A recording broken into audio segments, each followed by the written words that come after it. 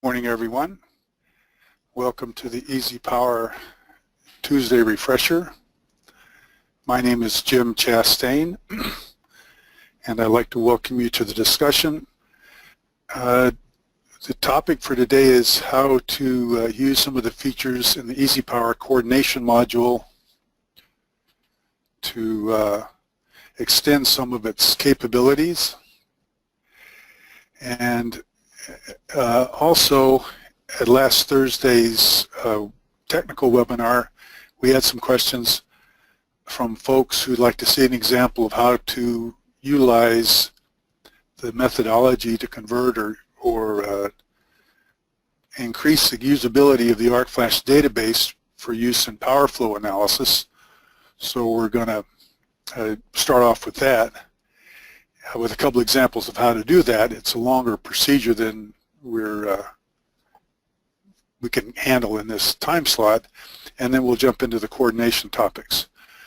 I'd like to start with a couple of poll questions, if you don't mind. Appreciate everyone participating. Specifically, it's regarding Smart PDC. Just kind of curious who in the audience has it, and then ultimately how frequently you're using it. So if you would please kind of give us some feedback on this. And actually I'm aiming at the discussion next week and launching from some of the utilization of Smart PDC. So I appreciate the feedback. Here's where folks kind of split out on that. And then secondly, how frequently you use it. And I do appreciate the feedback and the opportunity to kind of close the loop that we have during some of these discussions. So thank you very much. And here's how the breakout on that behaved. So, topic is power flow, and what we're going to start with is a description of the basic procedure of utilizing the database that we collected for ArcFlash and how to improve and subsequently modify that to be usable not just for ArcFlash but also for optimizing the system with load flow or power flow analysis. So the first thing I want to emphasize is that this is just not a one-time step.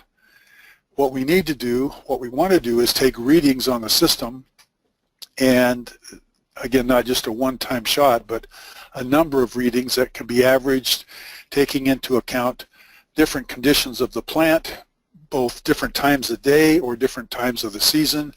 So as we do that, we may want to take several sets of readings over several days or even several months. But as we do this, we take time to understand how that reading relates to the results of the power flow analysis.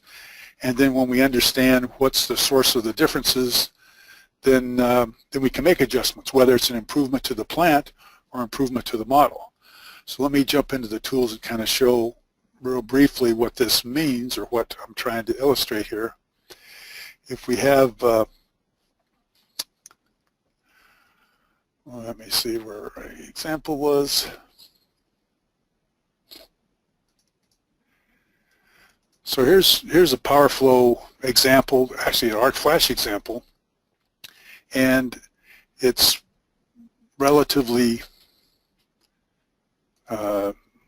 simple or benign, but it gives us a place to start. And so at this point, we've taken some readings, and just again, this is an example, and let's say for 1 week, I've taken readings every morning at 10 o'clock in the plant, and I've taken an average of what those readings are, and that's what these meters represent. Here is what those results. So let's say I've collected data from my utility bill, and I show an average usage at 10 o'clock in the morning of 100 kilowatts and 58 kilovar, and on this particular switchgear, we're seeing an average of 20 kilowatts and 15 kilovar. So let's go ahead and compare those results to the power flow itself. I'm going to enter the power flow module or focus, solve the equations, and first of all, let's kind of look at the units that we're illustrating here. I'm going to right-click in an open area and look at my power flow options. And on the one-line output, I want to show my bus voltage in volts, my branch flow in kilowatts and kilobars, although I could choose any unit that I want. This is the easiest to work with. Likewise, looking at losses, which I'm less concerned about right now. All right, so we show that for an average usage at this time of day, we're drawing 100 kilowatts, and sure enough, that's what our load flow is showing. And we're showing 58 kilovar reading, and sure enough, that's pretty close to what we have here. So we're talking better than the order of magnitude as far as comparison, but I don't want to get into more than one significant digit as far as any discrepancy at this point. I'm a little bit curious why I'm showing 477 volts when my meter reading was a solid 480, but I'll kind of leave that one for my second pass on the analysis. Now as I look at this branch, I show I should be drawing a 20 kilowatt and a 15 kVAR load, and I do have some discrepancy here. And as I look at my motors, I know the motors are basically running no more than a 75% utility or usage. When we entered these motors in ArcFlash, because I didn't set up, let me kind of go back to the database and look how this is set up. When I set up a motor in ArcFlash, I basically am looking at the horsepower and the short circuit analysis. Power flow, for the most part, we don't do anything to, and consequently most of the loads are set up at 100%. So when I'm looking at my power flow analysis, my motors are all running at 100%. So I know, as a general rule, we don't run anything on an average more than 75%. So I'm going to select, left click and drag to select all three of these motors, and we're going to scale these to 75%. All right, and this is my first step at a what if. Okay, what if all these three motors were running at 75%? What is this leg, what's this feeder going to be handling? And we see it shows us a 20 kilowatt, 14 kVAR, which is real close to what the power flow is predicting. So on a first order approximation, this is probably not a bad set point as far as the motor loading. Now, just an aside, because these are not total readings, I'm taking current on each of the buses. If I see, in spite of how well balanced my comparison is, that I have a B phase, let's say, that's way out of, more heavily loaded than A and C, I'd be real curious why my model doesn't reflect that, because what we're showing here is a balanced load across all three phases in the form of a three-phase motor in each place. So if I see a single phase that's way out of line, I make myself a note, go back and take individual readings downstream and understand what's giving me that difference. It could be that I have a problem with one of these motors, in which case, okay, I want to schedule an IR scan to see if there's a phase out of whack on one of these loads. Or maybe I have a load, a fixed load on one of the panels or one of the phases that I'm not showing in my model. Either way, it gives me a way to improve my my plant or my model. Now when I get over to this phase, because we didn't take meter readings over here, I don't really have that number to compare against, but I do have the total, and by adjusting this leg to 75% loading, I dropped my total down quite a bit, which gives me an indication of what should be going on this side. And let's say I didn't take readings over here either because I didn't have equipment to be able to do it, or I didn't have the ability to de-energize this leg and hook everything up to make the readings. For whatever reason, I didn't take these readings. my first step, at least at this juncture, is say, well, I was running 75%. I know these motors should be running about 75%. I do have this situation where I have some sort of a fixed load or linear load. So I'm going to go back to my scaling factor. This tool recognizes that I do have a load difference in what I've selected, but let's go ahead and start with a 75% scaling on my motors as a place to start. So it's going to reset the motors. All right, let's assume that I'm running at 75%. And if that's true, then my discrepancy now is 14 kilowatts and about 10 kilovars difference between what's being totally loaded and what's being illustrated from the power flow model. So that brings me down to this puppy. So I'm assuming that at 75% load on the motors, I've got a discrepancy in my total load. The most logical place for it to be is in my fixed load. So if I'm looking at a discrepancy here of 14 and 10, I'm going to make up the difference on just a what-if basis. What if this was actually a 59 kilowatt and a 30 kilovar load? Again, I'm making a what-if change to the model itself,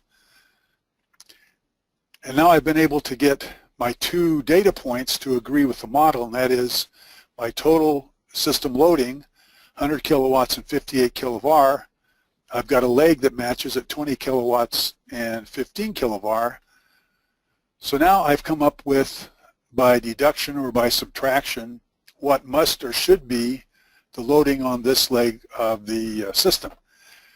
So the next step is to move all my, the next round of readings that I take at 10 a.m.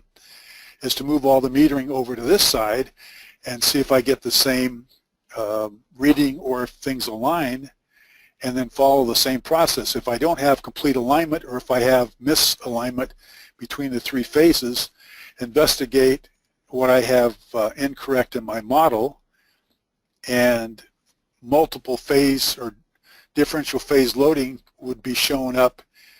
We'll actually cover that at a different time, but it'd be something I do in a panel because all of these are three-phase loads. All right, so the bottom line is at this point, this model is more accurate than what I started with, albeit there's some variations that I need to investigate, one of which is why the devil is my voltage off when everything else seems to be in line. And if I go back to and this is why, frankly, I'd want an electrical engineer involved in the discussion, evaluation. First of all, I'd want an intersection with the electrical engineer to set up my plan, because as common sense as this looks, it involves some degree of understanding the nuances of what the power flow analysis is. And once I've taken those readings, before I make any gross adjustment to my system, I want some advice as to how far off base I am. Well, it turns out if I had not correctly identified a tap on this transformer, let's say it was actually set up for a 12.78 instead of 12.8, if in fact I had missed that when I did data collection, that actually could affect my voltage that's being predicted by the power flow model. Now, I'm not recommending that you just go in and arbitrarily change what the tap setting is. I'm suggesting I may want to go back and check my data collection, because that could be one source of the discrepancy. And there could be other sources, and that's what I want to consult with an engineer on, both in terms of how big a deal that difference is and what other sources of discrepancy could be there. Okay, hopefully that answered the question as far as how do you at least get you started on the right foot. Didn't mean to go through an entire analysis, but this process can be repeated generally you want to start as high or as near to the utility as you can, and then go down through each leg, making these comparisons along the way. And actually, it's kind of fun. I would caution that you don't jump to your first conclusion or assessment just because you have a discrepancy, and it's something over time that the averages will give you better insight into where you may or may not have problems in your system. At any rate, bottom line is by going through this process, you will be able to refine your system model, and the more accurately it represents what your physical system is, the more useful it will be in anticipating or predicting system integrity, system operations, system utilization, and capacity availability. All right. Now we're going to talk about custom TCC curves in EasyPower. What we're looking at here is basically twofold, and this can be reviewing curves that we've taken in our system, or it could be considering alternatives if we're trying to deal with mitigation or if we're trying to deal with a new design and we're limited as far as devices we have available to us, and we want to know, well, what if I use this type of device, or what if this relay were available and not the other? How would it affect the operation of our system? So I'm going to start off by demonstrating how to develop a fully custom TCC, and this can be done for any individual device. In this particular case, we're going to take a capacitor that we have specified out. We want to verify that the fuse that we have installed is adequate to the task of protecting the capacitor against physical damage, and then we'll kind of do some comparisons along that same mindset. So what we're faced with or given is a capacitor bank that's designed for a 4.16 kilovolt system. It's a 300 kilovar capacitor, and the manufacturer has given us this case rupture curve, which is we want to make sure at no time that our surge current or our current will exceed to the right side of this curve. In other words, if we have 100 amp current into the capacitor, we don't want it to exceed more than 5 seconds, or we will have potential damage to the curve. Likewise, we want to verify that our protective device will prevent any system operation from basically ensure that it stays all on the left-hand side of this curve. The manufacturer has given us the data points to allow us to plot this particular curve on our own, and so here's how we're going to get there. Let's go back to the tools. Let's close this puppy out. See if we can find where we were.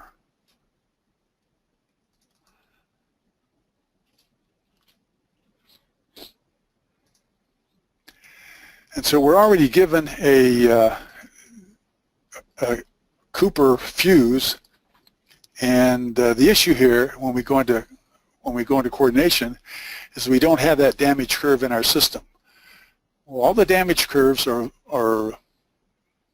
we can exercise the ability to create them if we look in the library. So I'm going to open the library, and this, you'll notice this is being done in the database editor, so it can be done with any set of tools.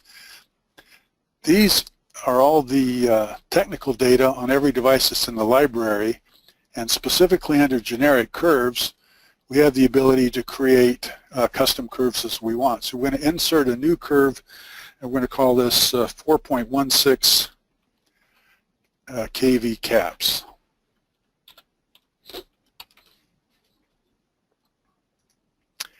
And then we're going to insert a new type. Let's call this a 300 kVAR.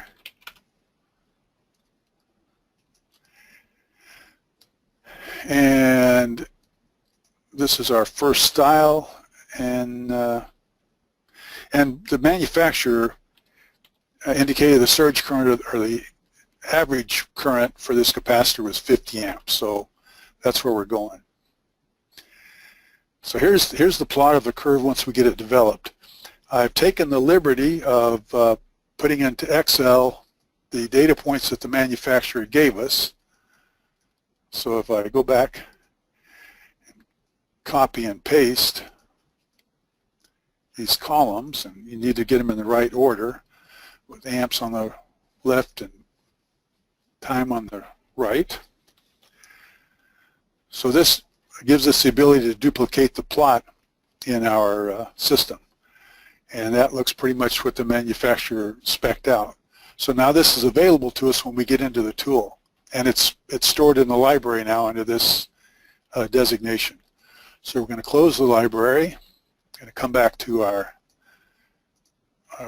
one-line plot what we have. So this is the curve for the fuse. Let's go ahead and span this a little bit.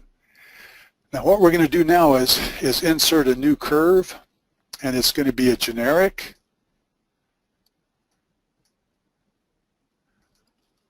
And here it is listed under our caps, style 1, and I don't have any data, so let's go ahead and plot it.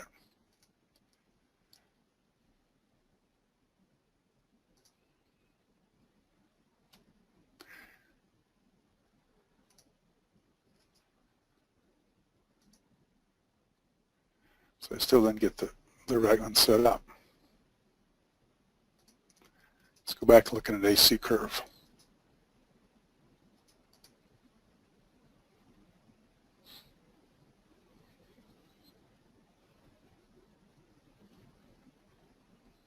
Well, watch me.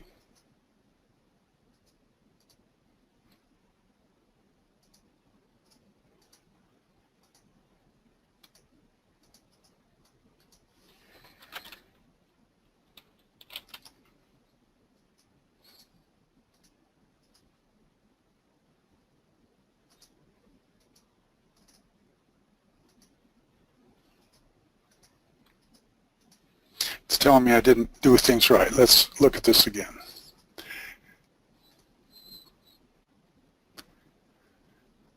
Let's go back and open our library. Excuse me.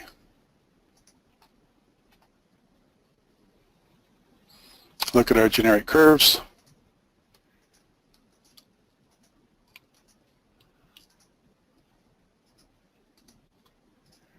Aha, it was right. I didn't set it up.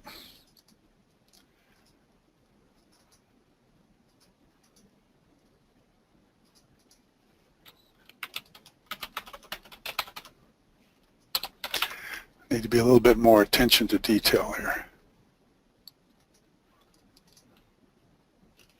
Okay, let's see if that'll like me this time. Let's go back and find our new curve, generic.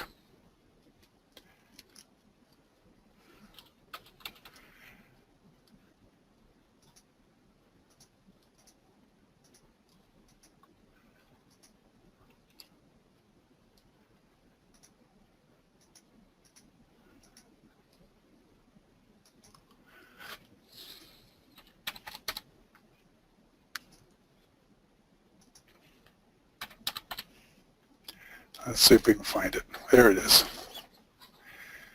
Okay, so at this point, all right, so this is our rupture curve, and at this point, we want the fuse to protect it, and it would sure seem like what we're illustrating at 4,000 volts, that this particular fuse would not be adequate.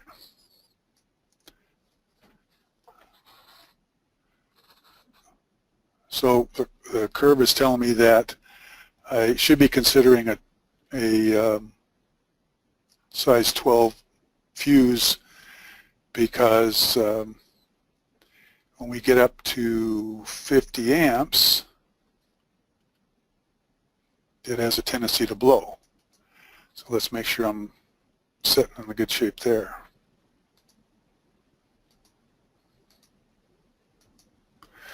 Okay, well, failing any gross errors, that's essentially what I wanted to do. Next thing I want to do is compare, well, what if I tried a different type of device?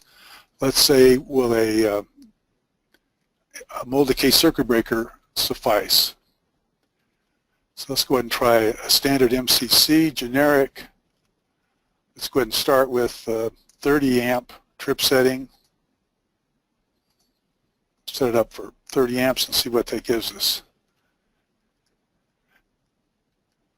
So it looks like it would reduce the amount of area we have available at 30 amps, but it has a potential for being something that's resettable, and if that's my goal, that might be a place where I want to go. And I probably want to set up, let's try 50 and set it for 45.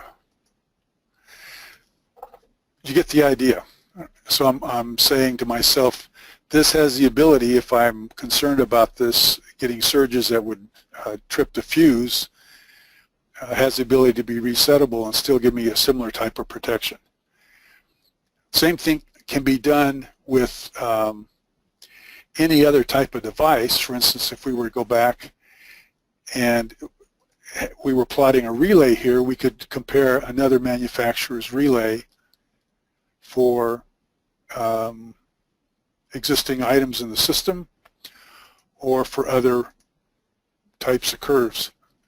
You'd handle it just like you would setting up the relay in the system, picking out the manufacturer, setting up the type and the settings, and you'd be able to plot and verify whether or not that relay is going to suffice for the substitution that you're considering with the rest of the system. Okay, I think I muddled through that probably inadequately, but hopefully you get the idea of where we're headed. The intent is to give the ability to go through several different what-if scenarios in terms of alternating different parts of the system and making sure that they're adequate for your needs. And I think we're going to kind of leave it there, see if that leaves us with any resolution. All right.